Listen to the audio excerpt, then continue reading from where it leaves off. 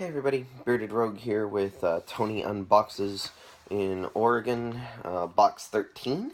Let's jump right into it. So, first thing in this box is my Avignon playmat. Avignon's one of my favorite two-player card games. It's from Button Shy. This unfortunately doesn't fit in my quiver, or I would carry it everywhere because it's gorgeous. So unfortunately I only get to use it when I play Avignon at home, or when I specifically make a point of taking it with me to conventions and such.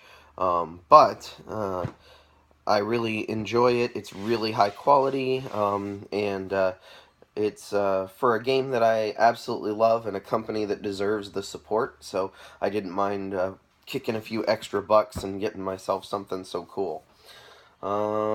Let's see what's next. Next is one of my favorite games of all time.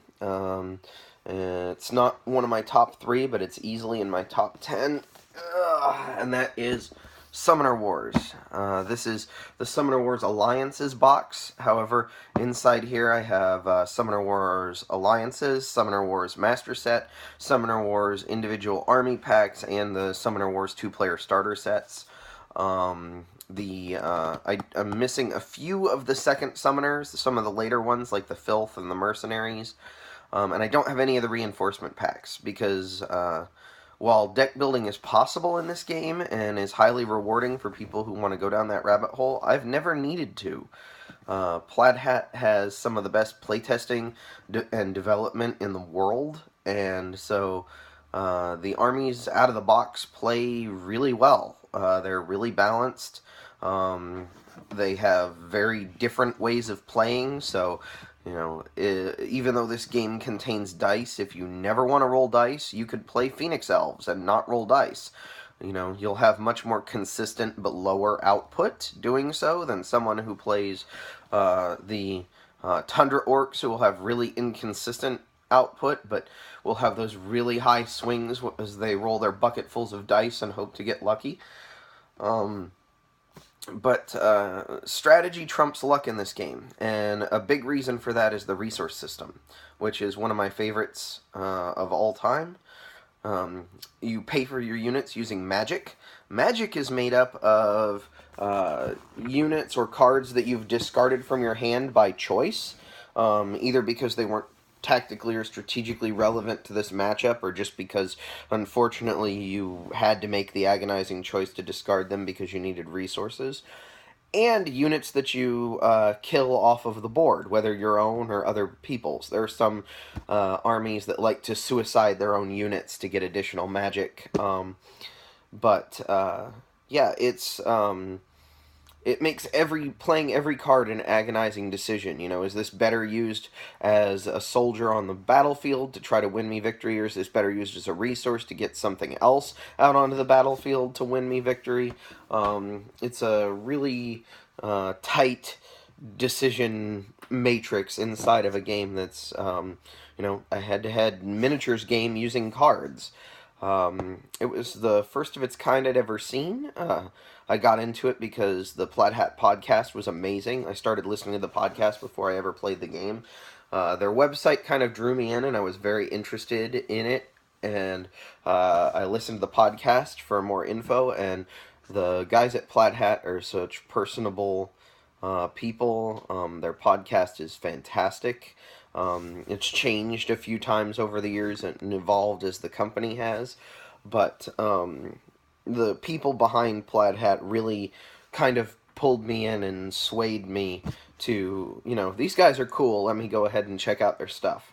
Luckily for me, it was totally to my taste, and I really, really enjoy it. I have an extra board in here, one of the hard boards that's 2-piece, that I use for playing more than one game at a time, or for playing 4-player. You can actually play it in teams.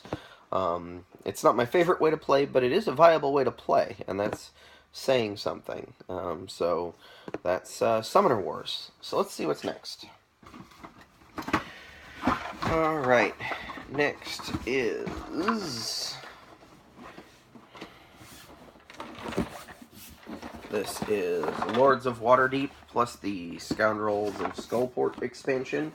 I have them both in the same box. I'm actually using the lid for Scoundrels of Skullport, and then inside of the box here, looks like some of the stuff shifted.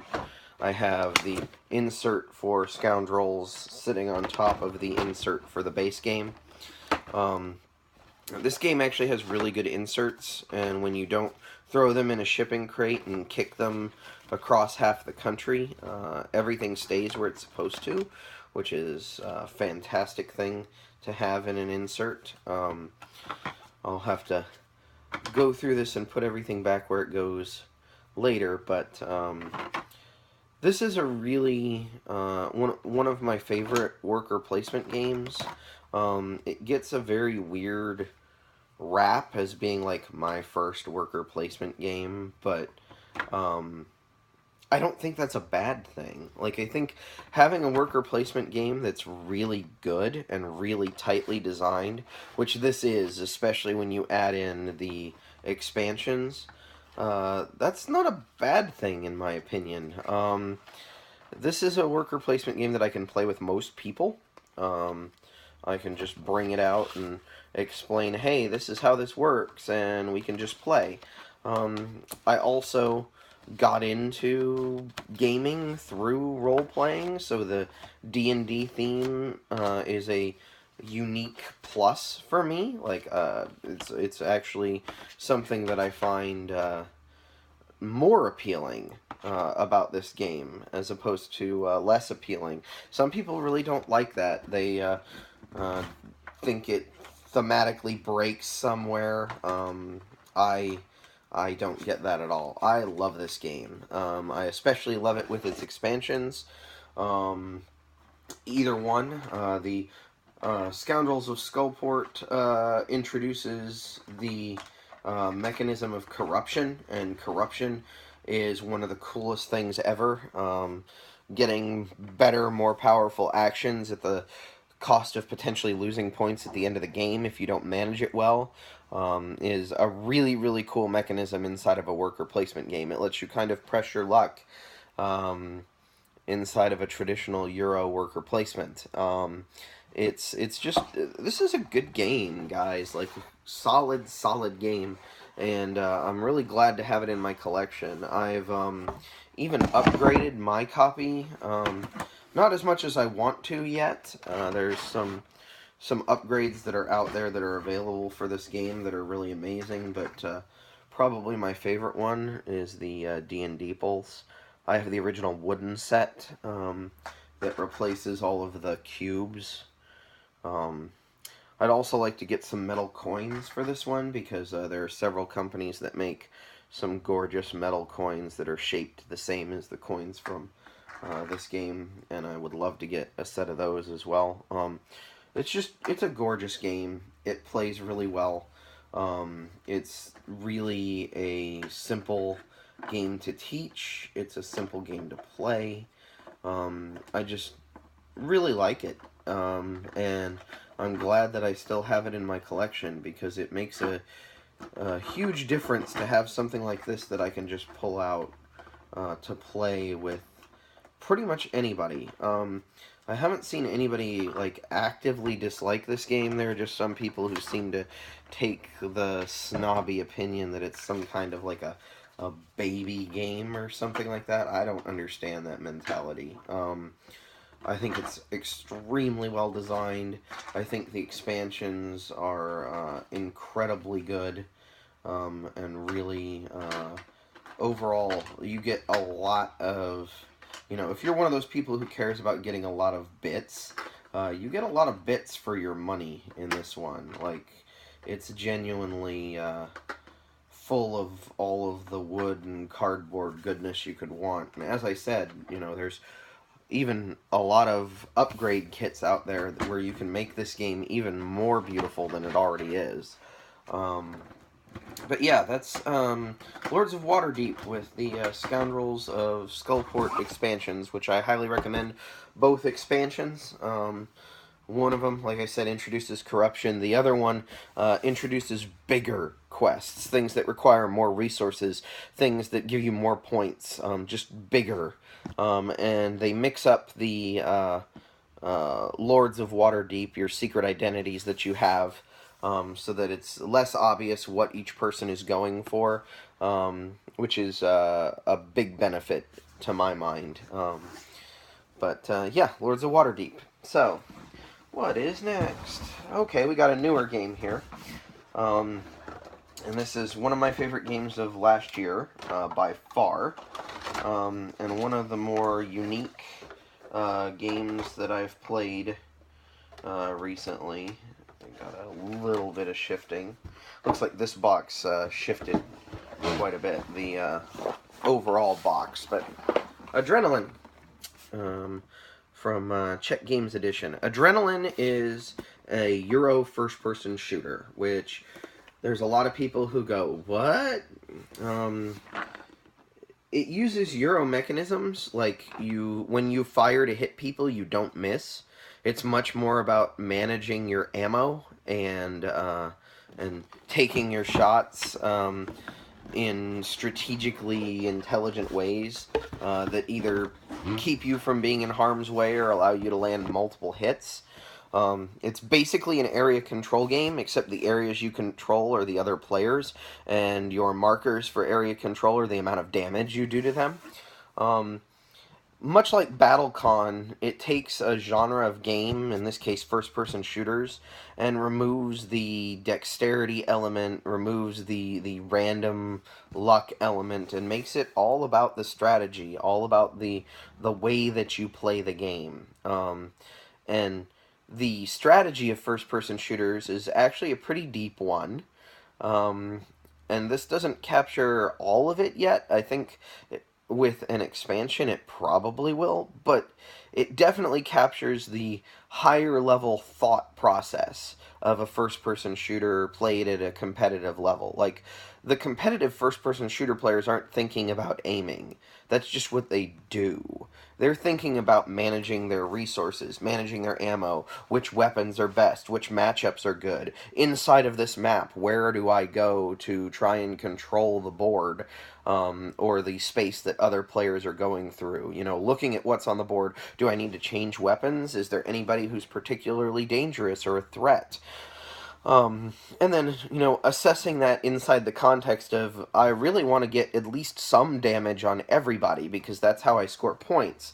But it's better to be the majority in damage on people. It's better to, you know, be the one who gets the first shot on people. Which is a really clever mechanic. It forces people to change targets around.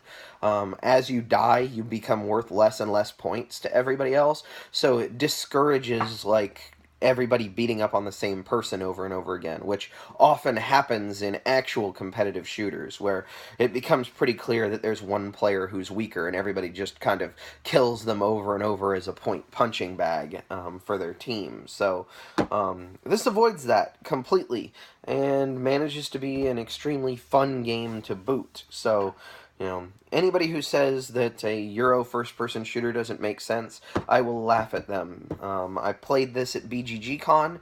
I just sat down in the middle of someone's demo because somebody had to get up and leave, and immediately bought it on the spot after the demo, because it really is that good of a game. And the components inside of it are awesome. It's got all sorts of little clear acrylic cubes for ammo and neat little miniatures that are all a little bit zany but inspired by various first-person shooters throughout time.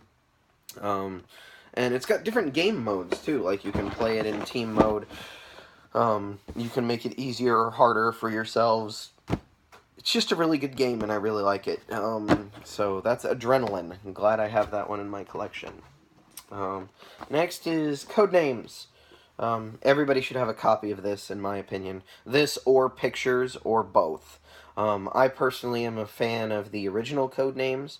I'm very verbal, as my chatty Cathy nature is on display in these videos. So the word game with actual word association is much more my cup of tea. But I like both games, and the mechanisms behind the games are inherently the same, with the grid of cards, and you give a clue that's a word plus a number, and then the other players on your team try to guess which words you mean. You're trying to uncover all of your color's agents without flipping over the assassin and losing instantly, or flipping over the other team's agents. And then there's innocent bystanders mixed in that don't do anybody any good when they're flipped over. But, like, this is a really fun party game. It's more cerebral than the average party game, which I really like. I love word association. I love playing around with the English language. And some of the clues that people come up with in this are very clever, and some of them are very, like, what made you think that? And that's part of the fun. It really adds to the fun. Um, you know, paying attention when you're the clue giver to what the assassin is, and making sure that no clue you give could direct your team that way is really fun. Like, I've seen games end on the first guess because, you said clothes and you didn't see pants was on the table, and of course your team goes, yeah, this one, and then blows up and the other team wins immediately. It's just a really fun game. It's quick to set up. It's quick to play. You can play it nearly anywhere as long as you have space for a grid of 25 cards. I've played it online before. As long as everybody can see the grid of cards, it doesn't matter if they're actually physically in the same spot. Yeah, Codenames. I highly recommend this for everybody. I'm looking forward to the two-player version that's going to be coming out soon, because the two-player version of this game is fun. It's not perfect because it is much more designed as a party game, but a dedicated two-player version of this game would get a lot of play in my house. My wife and I both are into playing with the English language that way. Speaking of my wife and I, the final game in this box is a game that is probably our most played two-player game between the two of us, or pretty close anyway. It's a fantastic little game called Jaipur. Jaipur is a little back and forth card game. You have a row of cards in the center of the table that are filled with goods or camels, and each turn you have the option of taking one of those goods and then replacing it, and then you can turn in sets of goods for points. Bigger sets are worth more points. However, turning in sets earlier in the game is also worth more points. So there's a struggle to say, do I turn in this set of 4, or do I really try to go for a set of 5 of this good? Do I think they're going to just turn in a set of 3 to spite me the higher point chips? It's a fantastic two-player game. Like, I can't recommend this one enough. I think if you like playing two-player games, if you have a single playing partner who's your primary partner in playing games, this is a cannot miss game. I think everybody should have it. Its components are great. Its box insert is pretty good, and it's got a very small profile. You throw this in a bag quite easily, whether in its box or not. It will travel really well. So that's Jaipur, and that's the end of this box. So I will see you again when we move on to box 14. Bearded Rogue out.